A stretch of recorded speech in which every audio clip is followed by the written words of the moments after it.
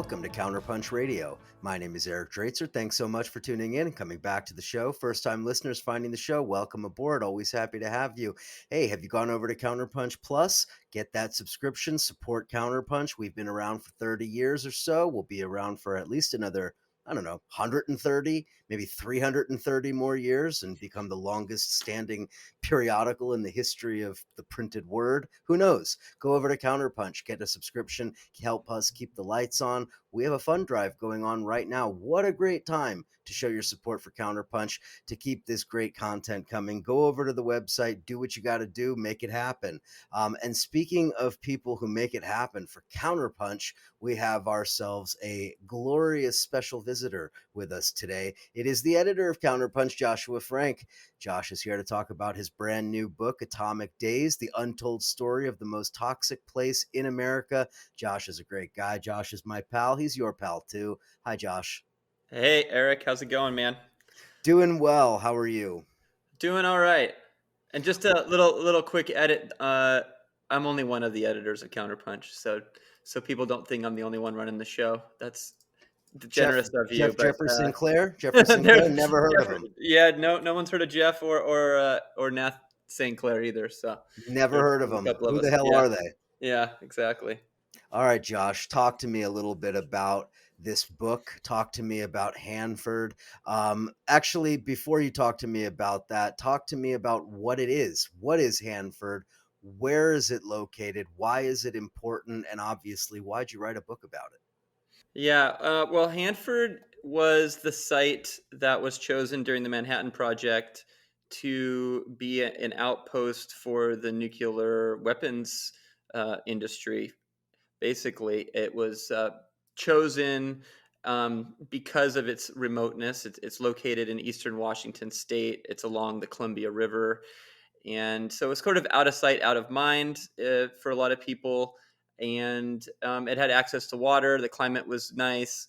And so they decided to seize this land. They stole the land, of course, from indigenous communities that were there, also some farming communities that they moved off the land.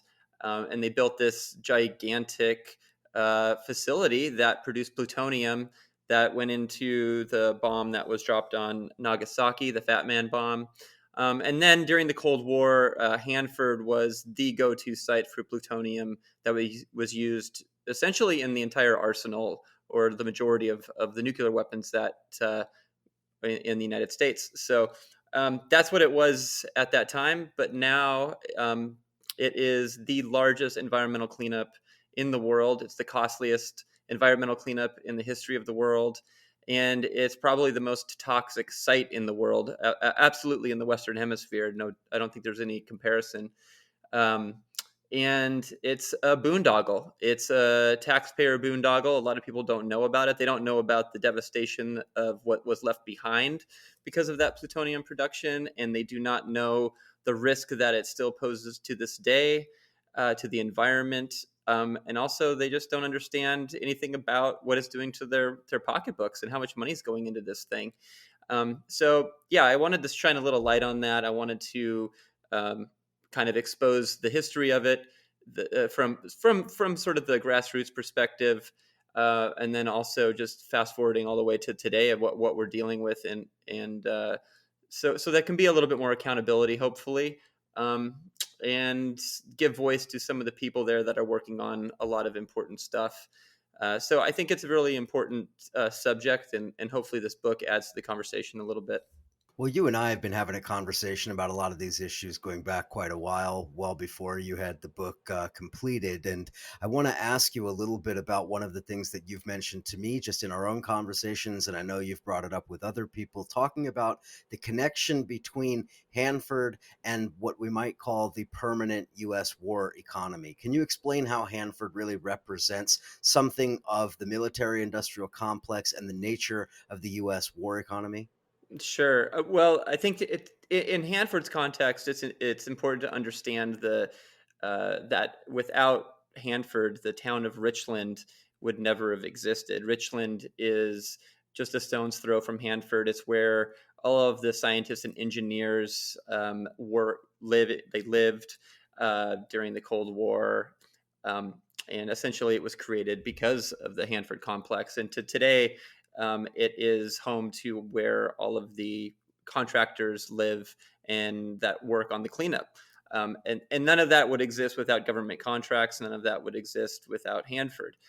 So in that regard, it's completely a creation of the military industrial complex.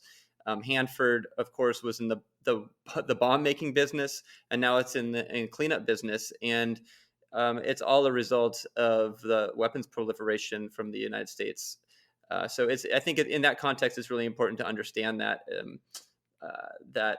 without government funding, it wouldn't exist. And then, of course, because it is a nuclear site, was a nuclear site, and is a nuclear cleanup site, it is highly secret.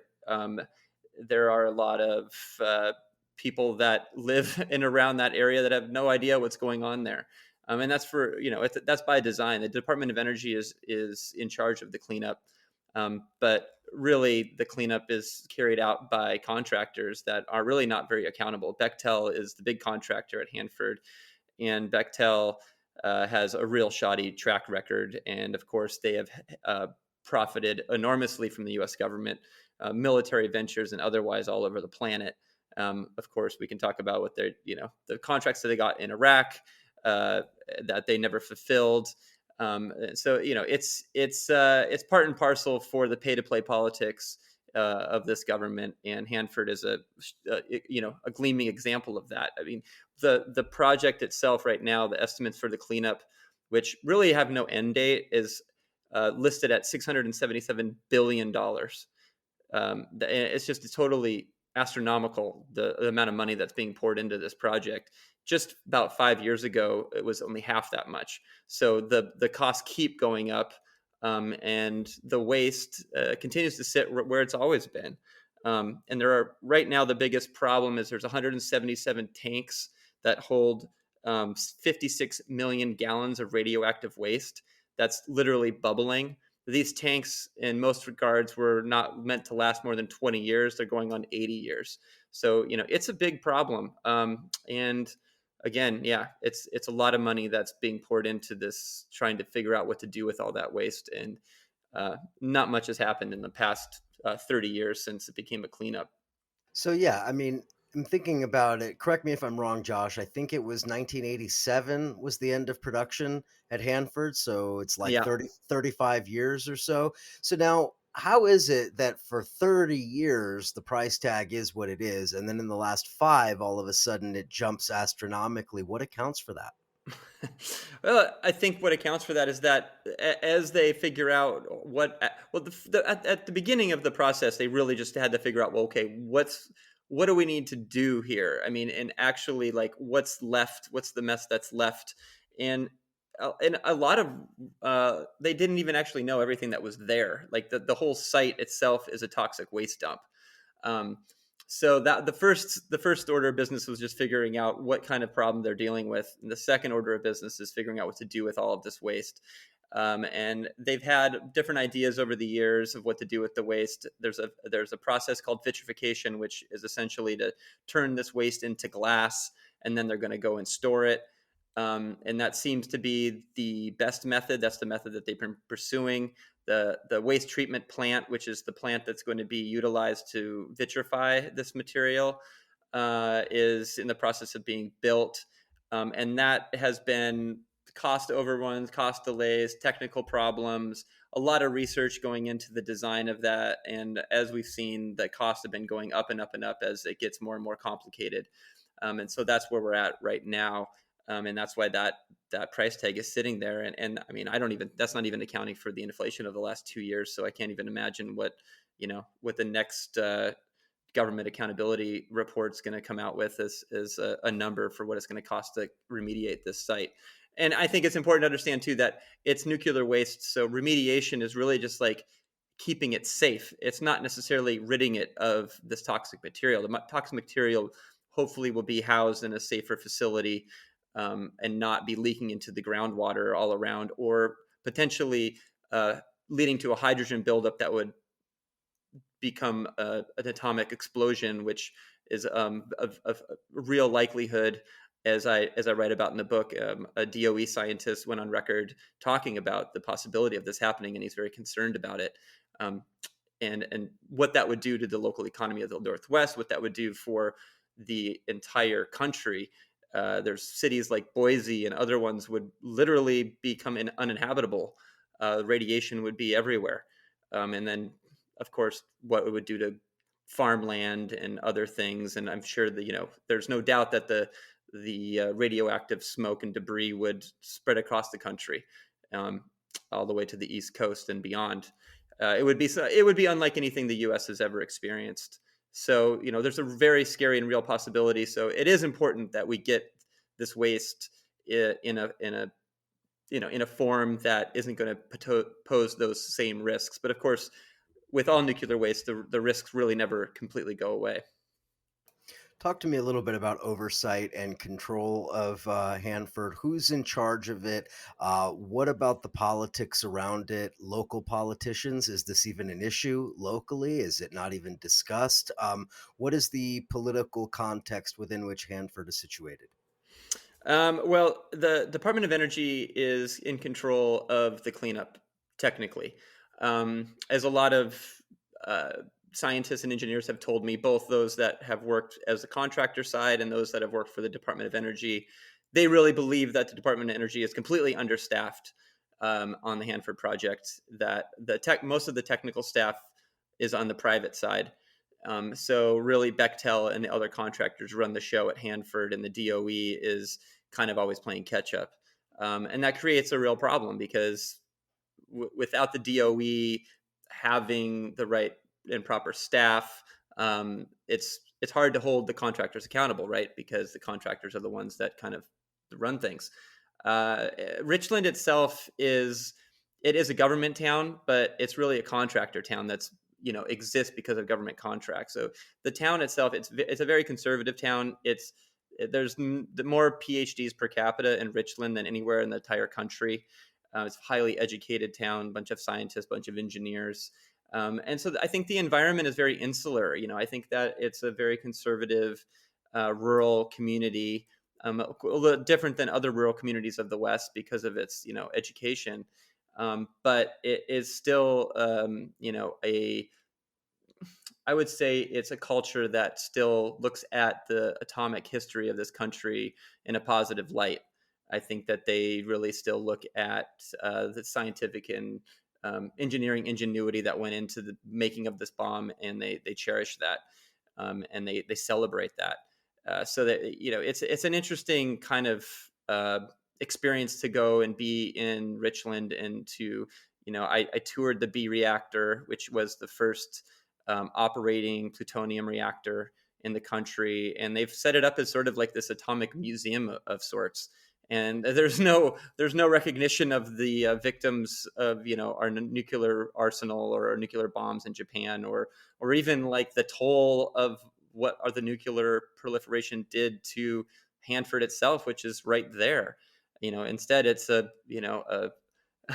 it's a monument to the U.S. military machine. So it's a very interesting dynamic, and I think in order to justify what happened, they can't look at the toll that this whole operation has caused.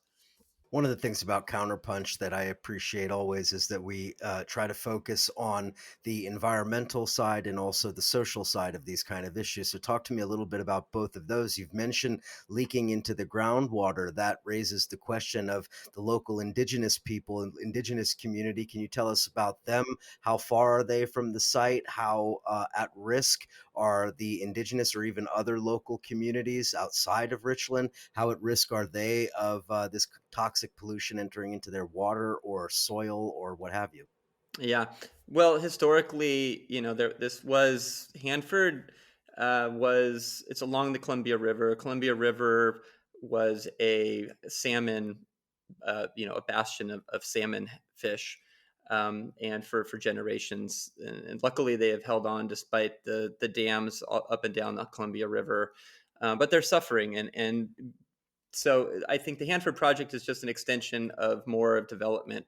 along this area. But the Yakima, in particular, have been very active in the cleanup process. In particular, Russell Jim, who passed away a few years ago, he was perhaps the most significant indigenous elder that really dedicated his life to the Hanford Project and to giving voice to his people, which he did. And there's actually no, because of the work that he did, there's no big decision that can be made about Hanford without the voice of the Yakama Nation.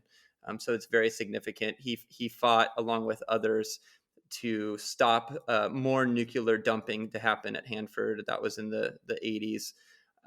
So it's there's ongoing work that's being done in that regard. As far as the pollution goes, during the production back in the 60s and 70s, throughout the 80s, they were dumping uh, chemical waste all over the place. The water was being pulled from the Columbia to cool reactors. There was plenty of leaks. Salmon and other fish all the way at the mouth of the Columbia um, that was dumping into the Pacific Ocean. There was found to be radiation. I mean, the Columbia River itself is a radioactive river. Of course, it could be much, much worse. But these big hulking tanks that are leaking currently are buried just underneath the ground, in some cases just a few miles from the Columbia River. And they pose a incredible risk to the Columbia River. The river is the lifeblood of the Pacific Northwest in many regards. It is there's commercial fisheries along the Columbia River. Irrigation feeds hundreds and hundreds of farmers.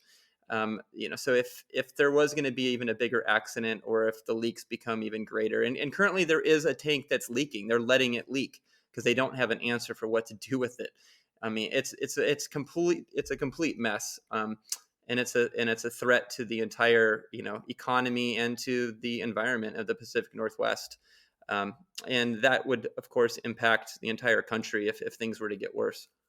One of the things about nuclear facility is that it's so insidious is that it's often difficult to pinpoint the cause and effect between the nuclear facility itself and some of the, let's call it, anecdotal information we get about cancer rates and other forms of illnesses and diseases and other things for people that live in the vicinity of this. This is famously here where I live in the Hudson Valley, Indian Point. Famously, in the area around Indian Point, people have been saying for decades that it was seeping into the soil, that it was making people sick, elevated thyroid cancer rates, et cetera, et cetera.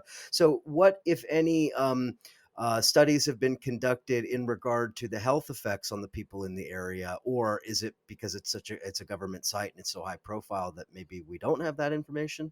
Yeah. Well, definitely when it was up and running as a nuclear production site, as a plutonium production site, there was, the studies were few and far between. A lot of the qualitative studies that were being done found really high rates of certain cancers, particularly thyroid cancers. But because it was being used to produce plutonium for nuclear bombs, it was highly secretive, right? They didn't talk about really what was even going on at the site, so there was no real studies being done. But a lot of the indigenous communities around there, some others, talk about how high the rates of cancers were in their areas. And to this day, even Russell Jim, who talked about the high rates of cancer in his own family, which is one of the reasons why he got so involved in Hanford in the first place. But unlike a lot of other nuclear accidents, it takes a long time to really understand the full toll that these kind of things have on a population, because many times they don't just happen overnight. You don't just get cancer the next day. It takes years to develop, and it's bioaccumulates. So it takes a while to manifest itself in your body. So those kind of studies take a lot of money. They take a lot of time, and they are often not done. And it's unfortunate, because I think if they were, we would know a lot more and question a lot more from the nuclear booster side of things. That because as you know, there's a lot even on the left now that are looking to nuclear power as an answer to climate change. But of course, I would caution that it's foolhardy to do so. Oh, yes, we're going to get to that in a minute. But let's finish up with talking a little bit about Hanford. Fukushima was 11 years ago, and Fukushima was kind of, in at least in some ways, it was an important moment because it highlighted the danger that I think a lot of people had put out of, sort of out of sight, out of mind after, Chernobyl in the 1980s or whatever. And I think Fukushima brought it forward, in the front of people's minds again. And so my question is, how come Hanford hasn't had a similar impact? Is it because there was no high profile incident, but rather just decades of use of this facility and decades of mismanagement? Is it because this was a government project? Is this because it was not an energy facility, but a weapons facility? What do you think explains the difference between something like Fukushima or Three Mile Island or Chernobyl and Hanford? Yeah, I mean, I think you kind of answered part of that. I think first and foremost, it was a secret site. There was, the accidents that did happen there, and the potential accidents that happened, which I write about as well. There was very nearly huge accident that could have resulted in, the whole thing being exposed, and killing thousands of people and having a horrible explosion, which actually we can talk about too. It did happen at a sister facility in Russia, which a lot of people don't know about, called Mayak, which had an enormous toll. And it was the plutonium site there that exploded, and was probably I think, registered as the third worst nuclear accident the world has ever experienced, and most people haven't heard of it. Similarly, at Hanford, people didn't know what was even going on there. There was 9 nuclear reactors that were there, and produce all this waste. But I think that's the number one thing. It was a secret site. And then secondly, there was no singular accident that happened, that would have caused this kind of alarm. Instead, it's a slower process. It's a slower understanding of the wreckage that this area has become, and that I think it's important for people to understand that there doesn't have to be a singular accident for it to be an enormous problem. And of course, it doesn't rule out that an accident's not going to happen in the future, even though it's not producing plutonium. It's still a ticking time bomb. So I think it's really, really important that people understand that it still poses an insurmountable risk, even though there hasn't been a singular sort of Fukushima event there. Let's take a quick break. On the other side of the break, I want to finish up talking about Hanford and talk about what you just mentioned, Josh, about some of these debates that we now have on the left, even about nuclear energy and whether nuclear is a path forward in the context of climate change. I want to touch on that. I want to touch on the environmental impacts from the mining side, because that is often also ignored for the nuclear boosters. Anyway, that and a whole lot more with Johsua Frank, co-editor of CounterPunch. We will be right back.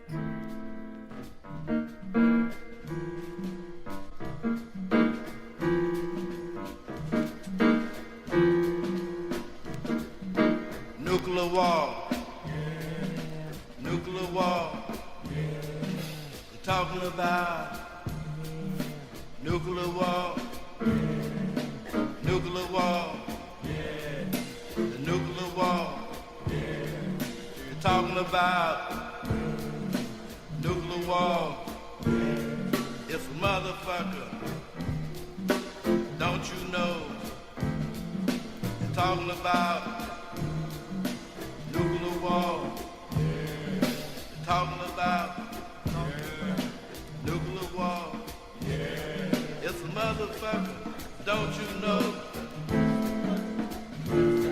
It's a motherfucker. Don't you know? If they push that button, your ass gotta go. It's a motherfucker. Don't you know? If they push that button, your ass gotta go. They're talking about nuclear war. They're talking about nuclear war. If they push that button, your ass gotta go. They're talking about this nuclear war.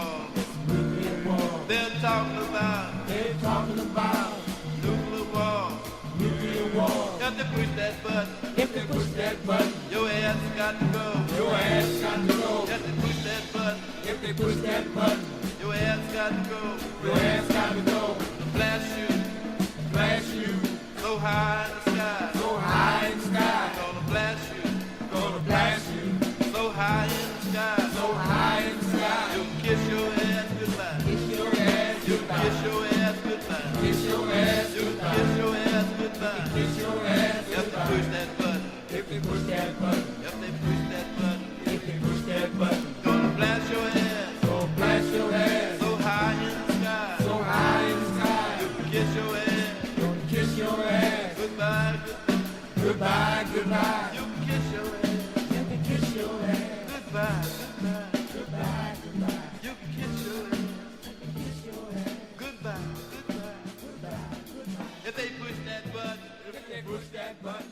And we are back chatting with Johsua Frank. The book, Atomic Days, The Untold Story of the Most Toxic Place in America. Get it wherever you get your books, but really get it from CounterPunch. Do that. All right. Josh, I want to talk a little bit with you about nuclear, well, nuclear weapons, but in the context of nuclear power. Because one of the things, and you mentioned this before the break, Josh, one of the things that we've come up against, even on the left now, is the idea of nuclear technology as being something of a salvation with climate change and the impending catastrophe, human civilizational catastrophe that climate change represents. And I want to ask you quickly if you could just explain for us the way in which it is foolhardy, in a sense, to try to separate nuclear power from nuclear weapons. I would argue these two are inseparable and you can't have one without the other. So, how do you see the connection between those two? Well, I mean, historically, nuclear power came out of the Manhattan Project, essentially. That nuclear technology that was originally set to produce, nuclear bombs. Nuclear power came out of that, all of that technological advances.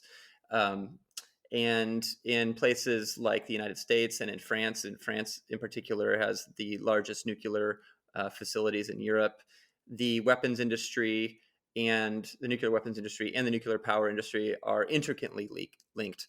The funding for one funds the other. Macron recently even boasted about this fact that you can't have one without the other, that the nuclear power of France supports the nuclear, weapons of France. And it's the same in the United States.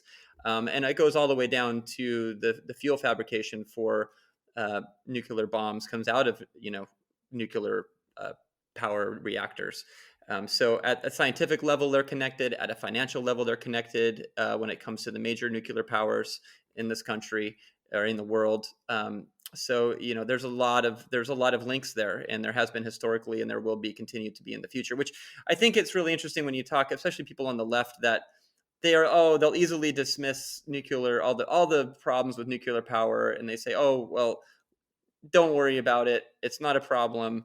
Well, I don't think that any of them ought to ignore that if you actually oppose nuclear weapons, then you have to as a result also oppose nuclear power. You can't have one without the other. It'd be sort of like opposing the Pentagon but supporting the war on terror or whatever. It's like you can't have one without the other, and that's the case with nuclear power and nuclear weapons at a atomic level, and then also at a government level. But they say, Josh, oh, it's completely different science. It's completely different sets of engineers. It's completely different problems, completely different A, B, C, and D, right? They will work very hard to convince people that you can be supportive of nuclear energy without supporting nuclear weapons by saying the technology is completely different. So, Josh, how are they wrong? They're wrong because in reality, that's just not how it works. It's never worked that way, and it doesn't work that way now. Nuclear proliferation has been largely dependent on the nuclear power industries and tax dollars that go into that, from like I said, from the technological side of things to the financial side of things, and also I think it's really important to understand that nuclear power produces things like plutonium. Plutonium is a fuel for atomic weaponry. So it will always be controlled by the government because the byproducts of nuclear power can be used in nuclear weapons. So they have to have that tightly guarded so that, other governments don't get a hold of it, or terrorist organizations or what have you. So the government will always be involved in the nuclear power industry, and there's just no way around it. But the argument I hear most often is, well, of course the government is going to be involved in it, and that's why we need to democratize nuclear power. We need to have democratically organized governance over nuclear power and the generation of nuclear power. And if only we could democratize nuclear power, that would solve all the problems. Well, I would argue that if we democratize the coal industry, it's not going to reduce all of the problems with coal either. It's a silly argument ultimately, and really what it gets down to. I mean, I think I've laid out. I actually have written a piece about the case against nuclear power, and I think there's a number of reasons why people ought to oppose nuclear power. For me personally, um, it has to do with the waste. Nuclear power produces waste that will last up to 250,000 years. What are you going to do with that waste? How are you going to keep that waste safe? A lot of the proponents say, oh, well, these new smaller reactors won't produce as much waste. Well, they still will produce a lot of waste. And if we're ever to have as many nuclear plants as we would be required, it's going to produce a heck of a lot more waste than we produce now, which we still don't know what to do with. Um, and are you gonna bury this stuff? You're gonna keep it safe? How are you gonna keep it secure so other governments don't get a hold of it, or terrorist organizations? How are you going to keep these plants safe? How are you going to ensure that that they aren't ever going to come under attack? I mean, we've seen what's going on in Ukraine, and what kind of risk that poses. This nuclear waste at a place like Hanford, for example, constantly has to be cooled. If the electricity goes down, and somehow these tanks can't continue to be cool, you're going to have a horrible reaction. There's so many problems with the waste that just there's no fix for it. It is a byproduct. It is you Similarly, you can't burn fossil fuels without having carbon emissions. You can't produce nuclear power without having all this nuclear waste. And I think that's really important for people to understand. And I think it's also really important to understand that this stuff lasts a very, very, very long time. I mean, it just put in perspective, humans have really only been roaming the earth for what, like 50, 60,000 years. What do we can't keep waste at Hanford safe for 100 years. What are we going to do for 1,000 years, let alone 250,000? So, these are really big problems that the boosters really don't have an answer for.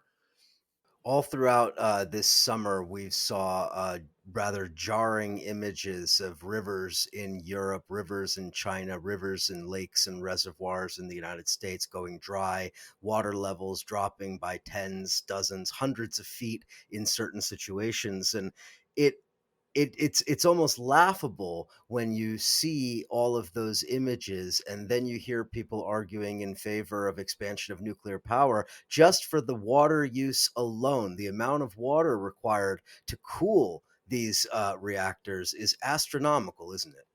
Yeah, I mean, look at France last summer during Europe's crazy heat wave.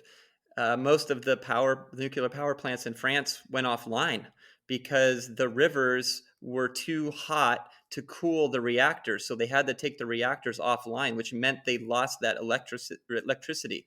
So, there also, that means that the nuclear power is not reliable. It can't survive in this kind of environment. And of course, as we know with climate change, uh, rivers are going to continue to heat up. And in some cases, you're going to have rivers that no longer exist. So nuclear power is going to be obsolete. You can't have a nuclear power plant without having access to, really cold, ample water supplies. And I think just last summer is a perfect example that, um, you know, it's not a reliable source of energy. Now, one of the other things that always comes to mind when talking about these issues, and you and I have talked about them a lot of times, but I think for some people, they might not think through all of the implications because you hear like, oh, everybody wants, luxury space communism or whatever, limitless resources, limitless development, in all walks of life. We'll never want for anything ever again. And then you actually look at the real costs of all of this. For instance, strip mining indigenous lands to extract these rare earth minerals and nuclear energy, nuclear minerals that are then used for enrichment, etc. So, can you talk a little bit about the indigenous effects here and what, in particular, indigenous lands have to deal with when it comes to nuclear energy? Well, in the United States, the Navajo, the Dene, their lands have been the target for uranium mining in this country. And then I think it's also important that most of the sites that have been proposed, Yucca Mountain in particular, is sacred ground as well. And that's been proposed as a nuclear dumping site. So in this country, nuclear proliferation has impacted indigenous communities more than any other. There's no question about that, um, from the mining to the waste. And there's been a lot of, some of the best activism is happening at that grassroots level. And I think it's really important for people on the left to understand that you can't have nuclear power without uranium. You cannot produce power without uranium. Even the reactors that they don't call uranium reactors still need uranium to produce nuclear energy. And that uranium comes from mining operations. Those mining operations are some of the most toxic, deadly mining operations in the world. There's, at there's the ore that is mined that has uranium has to be extracted. That extraction process, in particular, requires a lot of energy to extract that uranium. Where does that energy come from? Fossil fuels. So the other thing we hear a lot from the pro nuclear crowd is that, oh well, look, it's nuclear power doesn't have CO2 emissions, so it's a godsend, right? Well, actually, no. You have to look at the entire life cycle of these plants from the construction onward, and most of that carbon emissions that come with nuclear power comes at the mining levels. And there are quite a few scientists that, when they look at this entire life of nuclear plants, say actually, surprisingly for some, perhaps nuclear power produces more carbon than natural gas. Of course, natural gas also produces methane, and natural gas is horrible. But I think that's interesting, to look at, because one of the biggest things they throw at us is that they're carbon free. Well, they're not. They require a lot of energy at the mining level, and that's before you even get into digging trenches and burrowing holes so you can store your waste in the future. I mean, that's like not even accounted for. So yeah, and again, going back, this happens on indigenous lands, and in the U.S. it happens on Dene lands in particular, because that's where most of the uranium is, in this country. And we bring it up to make the point that when people try to present nuclear power as a path towards a more egalitarian, maybe not utopian, but more egalitarian, more just, economically just society, we have to keep in mind that it at the same time is replicating all of the same cycles of oppression, dispossession, pollution, destruction of native lands, destruction of sacred lands, etc. All of those things that we read about in the history books, that is part of our shameful history, that is being reproduced in service to economic development and energy needs. Yeah, that's right. And I'm not going to sit here and say that solar doesn't have problems. It certainly has problems. Um, from the mining to building huge solar farms, which I oppose. But none of that is anywhere near the problems that come from nuclear power. None of them. And so I think we need to have an honest discussion about that and try to reduce those risks. I think the other thing that's really important to understand is I think that the left and environmentalists need to call for a decentralizing the grid. We can't rely on these big producers to, uh, you know, allow, have huge solar farms or a nuclear plant. We need to be putting solar on rooftops. We need to decentralize the grid. We need to give power back to the people. I absolutely support that. Um, and there's, in a place like California where I live, the PG&E really fights this, right? SoCal Edison really fights this. They don't want power to be sold and operated at the community level. They would rather, hold the keys to that. And as we've seen, how many forest fires were caused because of down lines that PG&E can't maintain. Solar on rooftops doesn't cause the same kind of problems. And nuclear obviously doesn't answer that as either. You can't really truly decentralized nuclear power. You're not going to have no one's in their right mind would allow small nuclear reactors to be on every street in their town. It just isn't going to happen. One aspect of CounterPunch that I always have valued, even since long before I was a contributor to CounterPunch, is the fact that it really has an eye towards the tradition and legacy of left activism. And I really believe that the anti-nuke movement, particularly in the 1970s, and the early 1980s, that the anti-nuke movement, yeah, the dog agrees. You see what I'm saying? The dog agrees that the anti-nuke movement really was in some ways the most successful mass movement that the left has produced in the post-war period. I mean, along with civil rights, I suppose, and the anti-war movement in the Vietnam period. I mean, the anti-nuclear movement is in many ways one of the high watermarks for the left in that period. And to find us coming full circle in this way to where people on the left are genuinely questioning whether anti-nuke voices are just insane tree-hugging hippies or something. Can you talk a little bit about the legacy of the anti-nuke movement and the importance of understanding its place in history?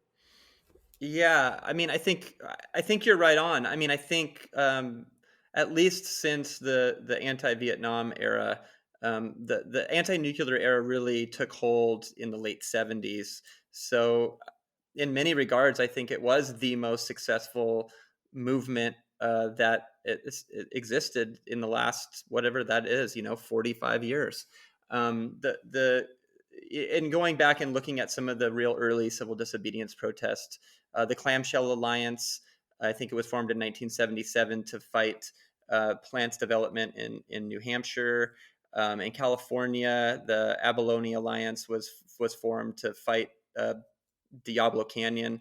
And Diablo Canyon, of course, did end up going online. However, after Diablo Canyon, there was no more nuclear power produced in California, and that was largely because of the direct action that these activists took. And of course, then things got after 3 Mile Island, things really just exploded all across the country. And then we had Chernobyl, and then after Chernobyl, there essentially was, a mass movement against nuclear technology across the globe. But none of that's really would have happened had it not been for those early activists that were taking on and concerned about the nuclear power industry. And then, of course, that ended up linking up in the '80s when there was a increase in nuclear weapons production. That the anti-nukes joined forces, anti-nuclear power joined forces with the anti-nuclear weapons, and they were largely successful at stopping all kinds of plants from being developed all over the country. They were largely responsible for trying to end nuclear proliferation, which, arguably they weren't as successful at that. But yeah, I think it's important to, from a left perspective, I look at the history of these social movements, and the left shouldn't be trying to tear them down. I think that we should be trying to build upon their successes. And it is really disheartening to look at some on the left that perhaps don't understand the victories that have come before them, and some that do want to destroy it and think that they were wrong for moving forward. And I've heard arguments say, well, if they wouldn't have opposed all these nuclear power plants, we wouldn't have coal production. They'll throw these kind of arguments around, and they're ridiculous arguments, because coal was always cheap. Coal was king long before nuclear, and it was king for a reason, because it's really inexpensive. Nuclear is very expensive, and globally, a lot of countries simply would never going to afford to go nuclear. That's why India and Vietnam and China, that's why they all were producing, have coal plants. There's these arguments are ridiculous. But can you imagine if we would have had more nuclear plants and the risk for more accidents in this country? I mean, we've already had all kinds of accidents in the short amount of time that nuclear plants have been operating in the world. And some of them were, quite a few instances where nuclear accidents were narrowly avoided. And I write about some of that in Atomic Days as well. Exactly. And my point in bringing that up, just as you say, Josh, is to point out that, you know, the activists who were engaged in this work in the late 70s and into the 1980s, they understood far better than many of these people on the left today, how intertwined these things were. That an environmentalist perspective was an anti-war perspective. It was a pro-peace, an anti-World War III perspective. That these things were so intimately linked as to essentially be activism on both issues simultaneously. And I think that today we oftentimes find that people have an extremely myopic view where these issues are all atomized, they're not connected to each other, they exist independent of each other, and here's the nuclear energy guy, and over here is the peace guy, and over here. But these things are connected, aren't they? Yeah, they're absolutely connected. And I think this conversation changes a lot if tomorrow there is a meltdown or something horrific happens at Zaporizhia in Ukraine. If it gets shelled, if somehow the backup generators fail, I nervously look every day to see what the latest information is coming out. And, it seems like it's offline, it's online, it's offline again. There's information, then there's not information. I think the most recent thing today was that Russia is giving the Ukrainian workers at the facility an ultimatum. Either you're for us or you have to leave. It's a frightening scenario. And it's the first time that a nuclear plant has been in a war zone. Of course, the United States has targeted early development of plants, but not an operating plant like this has never been in the line of fire. And it's a really, really frightening development. And I think a new phase in warfare. I mean, Taiwan has a few nuclear plants. What if Taiwan becomes the next battleground? What's going to happen there? I mean, I think this conversation would change dramatically if there was a meltdown at Zaporizhia. And I think of course, I'm very fearful of that. But I think people need to be cautious about when they're talking about promoting nuclear technology of what that really does mean for a lot of people. Yeah, and of course, it's not like climate change could potentially pose a threat to these plants, right? It's not like Fukushima was devastated by a natural event. Right. Yeah, I think if you look, I'd have to go back and look at the numbers, but the UN has come out with some projections of what it would look like, what the risk of an accident is at a nuclear facility, and it's something like 1 in 1,000. But when you look at actually the accidents that have happened, a facility has a chance of an accident like 1 in 50. So that's, in my book, that's just far too great. You don't see these kind of risks would not pose. Even the most polluting energy plants don't pose these kind of risks in a war zone. A solar plant certainly doesn't. A coal plant doesn't. Even natural gas doesn't. Yeah, they would cause problems, but nothing like a nuclear meltdown. And if something were to happen at the plant in Ukraine, it's also not just going to impact Ukraine. Depending on the winds, it could impact a large portion of Russia as well, which of course Putin knows. So yeah, it's a very dangerous situation, and I do not think it should be taken lightly.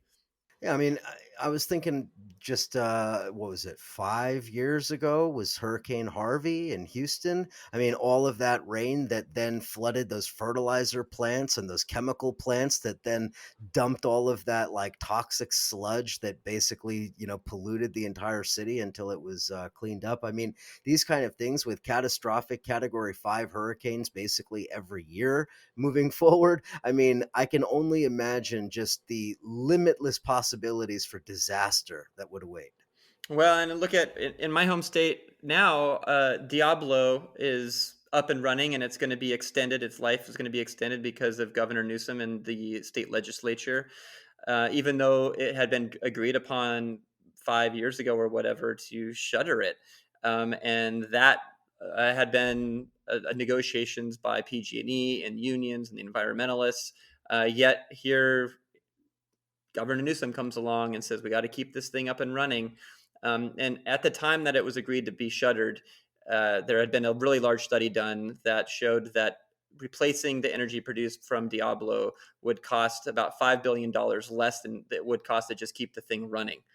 This doesn't even talk about the fact that Diablo sits on a fault line, what on the coast. I mean, there is absolutely no reason to keep it up and running. It poses a great risk. It's costing us a lot of money. Um, and I guess it just shows that the Democrats certainly are not on our side when it comes to nuclear power.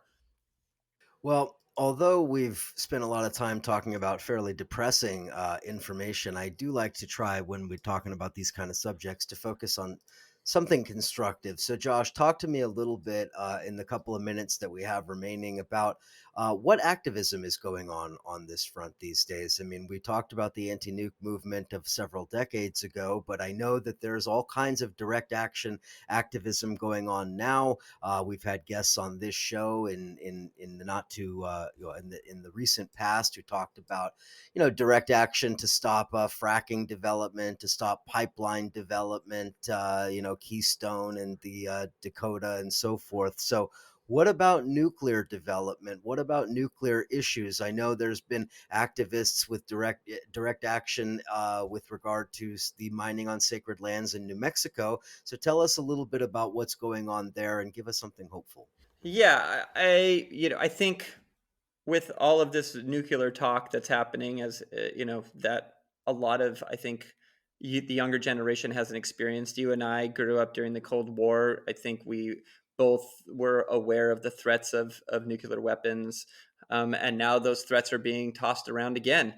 And it's really important that I think people get active. The international campaign to abolish nuclear weapons, ICAN, is very active in trying to fight to ban nuclear weapons across the globe and reduce proliferation. At the local level, a lot of communities are fighting against nuclear technologies. In a place like Hanford, which I've focused on, obviously, there are a number of groups that are working on the issue. The Columbia Riverkeeper is working on the Hanford issue. Hanford Challenge, which is in Seattle, is working on the issue. These small organizations really do need a lot of support.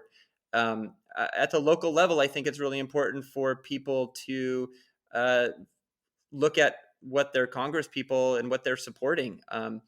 What kind of money are they pouring into weapons development? Are they supporting the war in Ukraine, for example? And what does that look like? What does the language even look like when it comes to nuclear power? A lot of these politicians have no idea that the kind of risk that nuclear power pose. So I think it's really important for people to get active at the local level and from an environmental standpoint, but also from an economic standpoint, because we should be pouring our money and our research into technologies that already exist to solve the climate problem, not ones that we know cost a bunch of money and have failed in the past. Um, so I want to be more hopeful. I wish I could, Eric. But you can't have hope unless there's action, and we need more action. Counterpunch knows that. Our readers know that. Our listeners know that. Um, but a lot of others don't. And things aren't going to change unless we get active. What'd they say back in the 80s? Get active or get radioactive? I like that's a good saying, and I think we might have to bring it back. There's a Counterpunch T-shirt. That's the next one. Get That is. active or get radioactive with the little CP logo Oh, on I it. love it. I love it. Well, speaking of ways to support Counterpunch, we do have some really great T-shirts. We do have a No Nukes T-shirt that's in the mix right now. If they go to the store, people can pick that up, and it helps support the work that we do and a lot of the writers that we publish. We publish a ton of investigative stuff of what Fukushima all the way to what's happening in Ukraine and the problems that nuclear proliferation poses to the entire world. The book is Atomic Days, The Untold Story of the Most Toxic Place in America. The author is Johsua Frank, co-editor of CounterPunch. Great guy, great author. Go get yourself a copy of the book. Maybe go over to your local independent bookstore and see if you could get them to order it for you and maybe carry it in that store as well. Anything to avoid Amazon if possible. But Joshua, thank you as always for coming and chatting with us. Thank you for this great book. So important and so timely with all of these debates on the left. So thanks for that. Thanks for having me, Eric. Listeners, thank you as always for the continued support. Go over to Counterpunch, get in on the fund drive. We really appreciate it. And as always, we'll talk to you next time.